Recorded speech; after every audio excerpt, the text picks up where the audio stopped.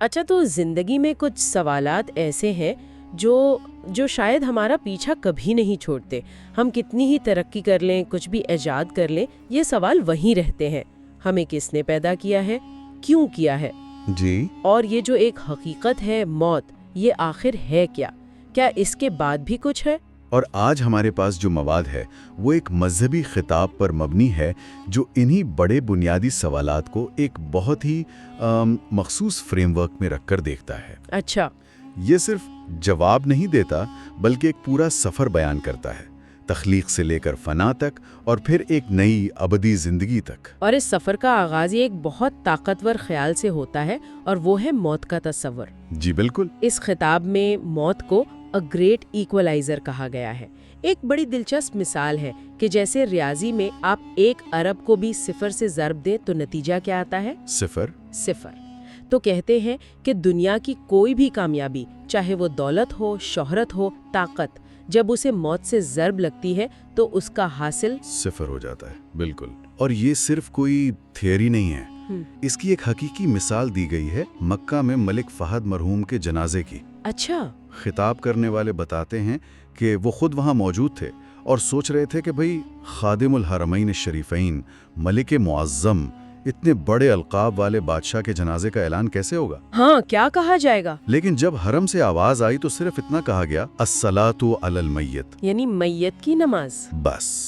وہ سارے القاب، وہ ساری شناخت موت کے ایک لمحے میں ختم. اور یہ صرف بادشاہوں کے ساتھ نہیں ہوتا نا، ہمارے گھروں میں بھی یہی ہوتا ہے. جی بالکل. کوئی ابا یا اماں نہیں کہتا، سب کہتے ہیں میت کو اٹھاؤ، ڈیڈ باڈی کو لے چلو. وہ شناختی ختم ہو جاتی ہے، چھین لیتی ہے موت. تو اگر موت ہر چیز کو 0 کر دیتی ہے تو پھر زندگی کا مقصد کیا ہے؟ یہیں سے وہ پہلا سوال پھر سامنے آ جاتا ہے کہ ہمیں کس نے بنایا اور کیوں؟ صحیح. اور ماخذ اس بات پر زور دیتا ہے کہ جدید سائنس نے کیسے، یعنی ہاؤ پر تو بہت کام کیا ہے. جی. ہمیں پتا ہے بگ بینگ کیسے ہوا، ستارے کیسے بنتے ہیں، لیکن کیوں، یعنی وائی، اس کا جواب آج بھی نہیں ہے. اور ماخذ کے مطابق اس کیوں کا جواب خالق خود دیتا ہے اپنی نشانیوں کے ذریعے. وہ کہتا ہے اپنے ارد گرد دیکھو، یہ زمین اور آسمان، یہ دن اور رات کا آنا جانا، سورج اور چاند جو 1 سیکنڈ کے لیے بھی اپنے مدار سے نہیں ہٹتے. ایک بڑی زبردست مثال دی گئی ہے پاناما کی. اچھا.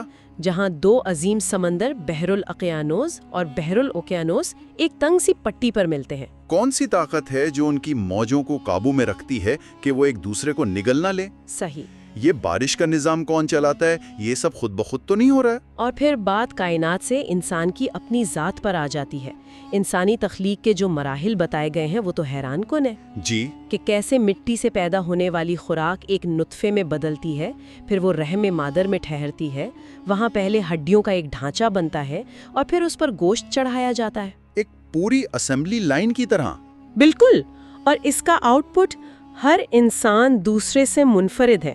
صرف چہرہ نہیں، فنگر پرنٹس نہیں، بلکہ جسم کے اندر رگوں کا نظام تک ہر ایک کا مختلف ہے. سب مختلف. اور ان تمام نشانیوں کا بیان کرنے کے بعد، مطلب کائنات کی وسعت سے لے کر انسانی جسم کی پیچیدگی تک، خالق ایک بہت طاقتور سوال پوچھتا ہے. کیا؟ الہ مع اللہ، یعنی کیا اللہ کے ساتھ کوئی اور معبود بھی ہے؟ اچھا. اور یہ سوال صرف پوچھنے کے لیے نہیں ہے، یہ ایک چیلنج ہے، ایک دعوت فکر ہے کہ اگر یہ سب کچھ بنانے والا، چلانے والا، سنبھالنے والا ایک ہی ہے تو پھر انسان اس ایک کو چھوڑ کر بھٹکتا کیوں ہے؟ یہ واقعی بہت اہم نقطہ ہے.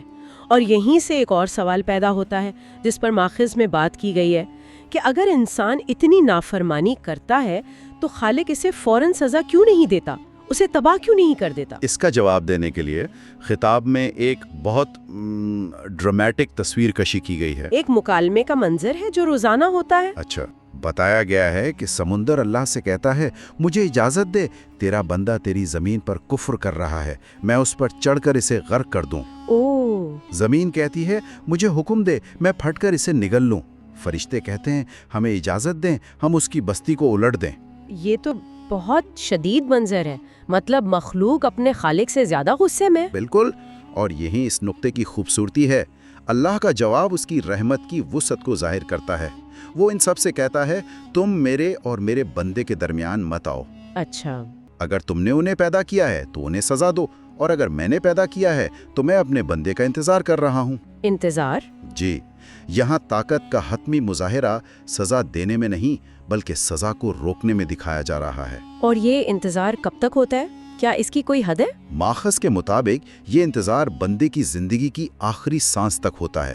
اللہ بندے کی توبہ کا انتظار کرتا ہے، چاہے وہ جوانی میں کرے یا بڑھاپے کی آخری گھڑیوں میں۔ اور توبہ کی قبولیت کے کیا عالم ہے؟ عالم یہ بیان کیا گیا ہے کہ اگر کسی کے گناہ اتنے زیادہ ہوں کہ وہ زمین سے آسمان تک کے خلا کو بھر دیں، لیکن وہ صرف ایک بار سچے دل سے پلٹ آئے، معافی مانگ لے، تو اللہ کہتا ہے میں سب معاف کر دوں گا اور مجھے کوئی پرواہ نہیں۔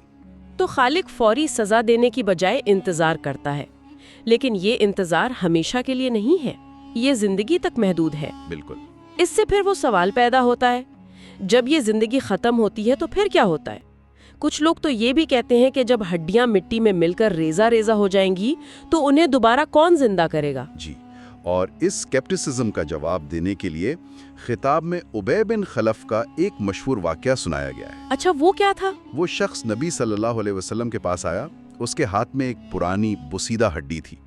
اس نے وہ ہڈی اپنے ہاتھ میں مس لی، اسے ہوا میں اڑایا اور طنزاً پوچھا، جب یہ ہڈی ایسی ہو جائے گی تو اسے کون زندہ کرے گا؟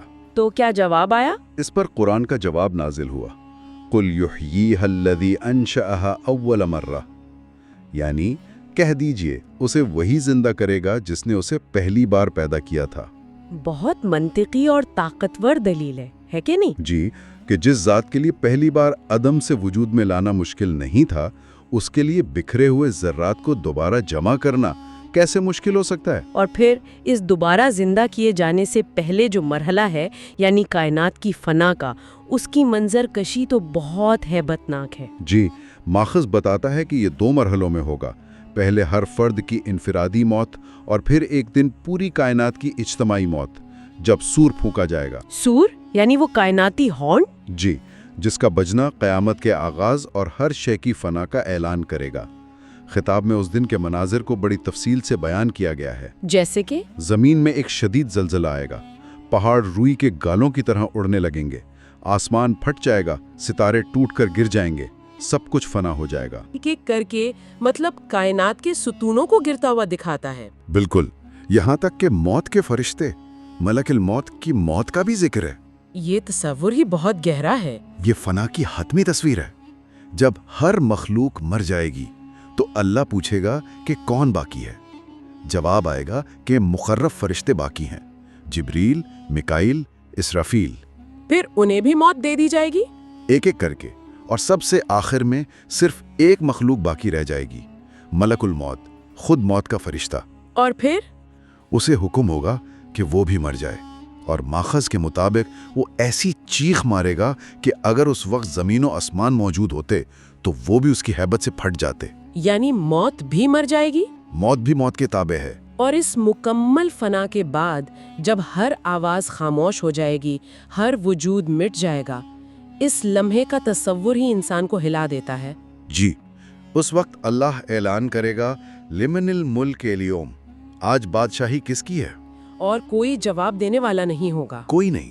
کائنات میں مکمل سناٹا، اور پھر وہ خود ہی جواب دے گا، لمن اللہ الواحد القہار، صرف ایک اللہ کی جو سب پر غالب ہے۔ اس کائناتی خاموشی کے بعد پھر دوبارہ زندگی کا شور شروع ہوگا، جب سب کو دوبارہ اٹھایا جائے گا۔ اس منظر کو کیسے بیان کیا گیا ہے؟ سب کو قبروں سے اٹھایا جائے گا، بالکل اسی حالت میں جیسے وہ پیدا ہوئے تھے، ننگے بدن، ننگے پاؤں اور ننگے سر۔ اور اس وقت لوگوں کے 2 گروہ ہوں گے۔ جی بالکل، جنہوں نے اچھی زندگی گزاری ہوگی وہ پرسکون ہوں گے اور کہیں گے کہ یہ تو وہی دن ہے جس کا ہم سے وعدہ کیا گیا تھا۔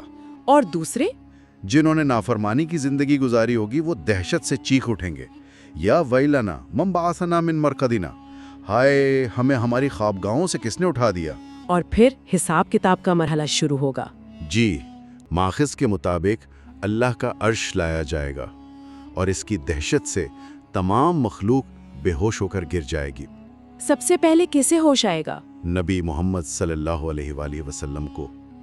پھر ایک ترتیب بیان کی گئی ہے کہ سب سے پہلے حضرت ابراہیم علیہ السلام کو لباس پہنایا جائے گا، پھر نبی محمد صلی اللہ علیہ وآلہ وسلم کو، اور ان کے بعد ایک حیران کن بات کہی گئی ہے وہ کیا؟ کہ مؤذنین کو لباس پہنایا جائے گا، وہ لوگ جو دنیا میں اللہ کی بڑائی کا اعلان کرتے تھے۔ اچھا، پھر اعمال تولنے کے لیے ترازو لایا جائے گا۔ یہ ایک حقیقی فیصلہ ہوگا۔ جس کی نیکیوں کا پلڑا ہلکا ہو گیا اس کی ناکامی کا اعلان کر دیا جائے گا، اور جس کی نیکیوں کا پلڑا بھاری ہو گیا وہ خوشی اور فخر سے ایک نعرہ لگائے گا جس کا ذکر قرآن میں ہے، ہاؤ مقرؤ کتابیہ، اس کا مطلب آؤ سب آؤ اور میرا نامہ اعمال پڑھو۔ یہ ایک فاتح کا نعرہ ہے جسے اپنی کامیابی پر یقین ہے اور اسے جنت کی مبارکباد دی جائے گی۔ اور اس خطاب میں جنت کے کچھ انعامات کی بھی تفصیل دی گئی ہے جو دنیاوی تصور سے بالکل باہر ہیں۔ جی، جیسے انگور کا ایک گچھا اتنا بڑا ہوگا کہ ایک کوا اسے پار کرنے کے لیے 1 مہینہ اڑتا رہے۔ 1 مہینہ؟ جی، یا کھجور کا ایک دانہ 12 ہاتھ لمبا ہوگا۔ یہ انعامات اتنے غیر معمولی کیوں بیان کیے گئے ہیں؟ میرے خیال میں ماخذ یہ کہنا چاہتا ہے کہ آخرت کے انعامات انسانی تصور سے باہر ہیں، اس لیے انہیں سمجھانے کے لیے ایسی مثالیں دی گئی ہیں جو ہمارے حواس کو چیلنج کریں۔ مقصد یہ بتانا ہے کہ تم جو سوچ سکتے ہو حقیقت اس سے کہیں زیادہ عظیم ہے۔ اور ایک بہت ہی خاص انعام کا ذکر ہے ان لوگوں کے لیے جو دنیا میں موسیقی سے پرہیز کرتے تھے۔ جی، یہ تو اور بھی حیران کن ہے۔